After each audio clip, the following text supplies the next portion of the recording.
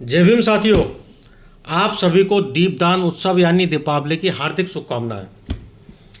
अब आप कहेंगे साहब पीछे गौतम बुद्ध हैं, यानी कि हमारे सर पर विराजमान हैं, पक्के अम्बेडकरवादी हैं, तभी कैसी शुभकामनाएं। यही तो है मेरे साथियों, त्योहार हमारे हैं, मनुवादियों ने उसे परिवर्तित किया है।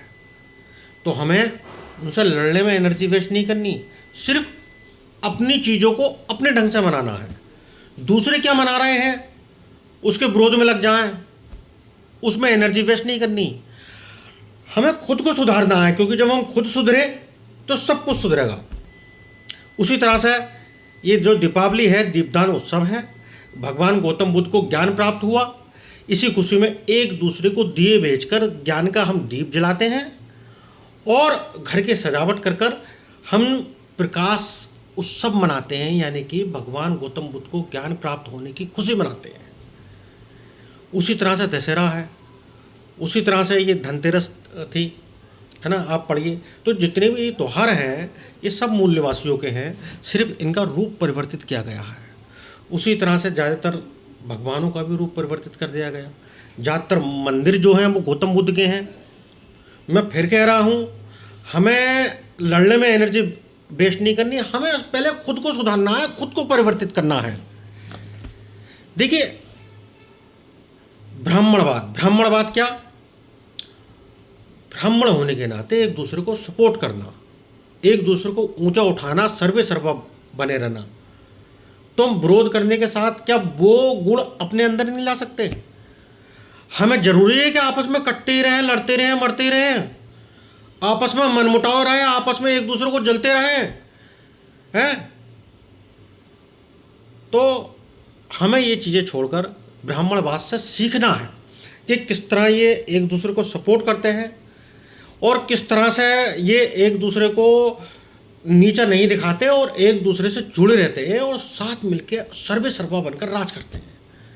तो वो क्वालिटीज़ क्या हमारे अंदर नहीं आ सकती?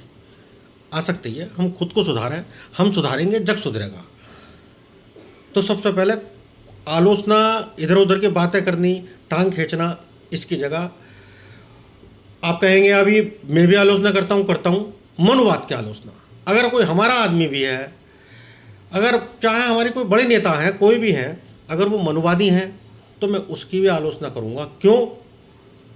क्या हम ये जो कह रहे हैं कि हम सब स्वर्ण हैं, बाकी सब नीचे हैं, यानी कि सब शूद्र हैं और हम मुंह से पैदा हुए हैं, क्या हम इनके बिना राजनीति नहीं कर सकते?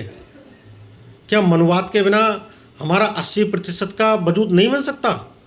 बन सकता है मेरे साथियों, बशर्ते चाहे आप प्रतिनिधित्व करें, हम करें, कोई और करे। अभी बहन जी मनुवाद रहित कर दें, है ना। बाकी वो उसकी जो गिरिराज सिंह का एजेंट है, वो तो हनुमान है, उसको तो आप बात करो मत, पक्का बीजेपी का एजेंट है और पक्का जो है महिला अत्याचार में लिप्त है। अब छोड़िए बात, बाकी बहन जी का अभी घोषित कर दें मनुवाद रहित, अभी पार्टी डिस्ट्रॉय। तो हमारी जो लड़ाई है वो मनुवाद से है। और बाकी जो हमारे केकड़े हैं, है ना, खुद को सुधारें। जैसे ये चंदन है, मुझे कहीं ना टोका भाई सभी चंदन को लगा रखा है, तो जो है ब्राह्मण लगाते हैं नहीं। चंदन और साथ में इसके आप कपूर मिलाइए, गुलाब जल ये मिलाइए आप, हैं। इसके साथ में कस्तूरी हल्दी मिला सकते हैं और ज़्यादा देर तक अगर ये ना सूखे तो एलोवेरा जेल मिला सकते हैं। एलोवेरा जेल का मतलब है एलोवेरा काटिए तो आप देखेंगे ऐसी ठंडक महसूस होगी, आपका माइंड शांत रहेगा, ठंडा रहेगा, पॉजिटिव एनर्जी मिलेगी, बैक्टीरिया जो आसपास बैक्टीरिया हैं वो दूर रहेंगे। तो ये मत देखिए कौन करता है, ये देखिए कि किसी में क्या अच्छाई है, क्या बुराई है। अच्छाई अपना लीजिए, बुराई दूर कर दीजिए। चलिए साथियों, दीपदान उत्सव के मौके पर एक दूसरे के यहाँ ज्ञान का दीप भेजें, घर की साफ सफाई करें, पॉजिटिव रहें, घर को सजाएं, संवारें और एक दूसरे में खुशी बांटें।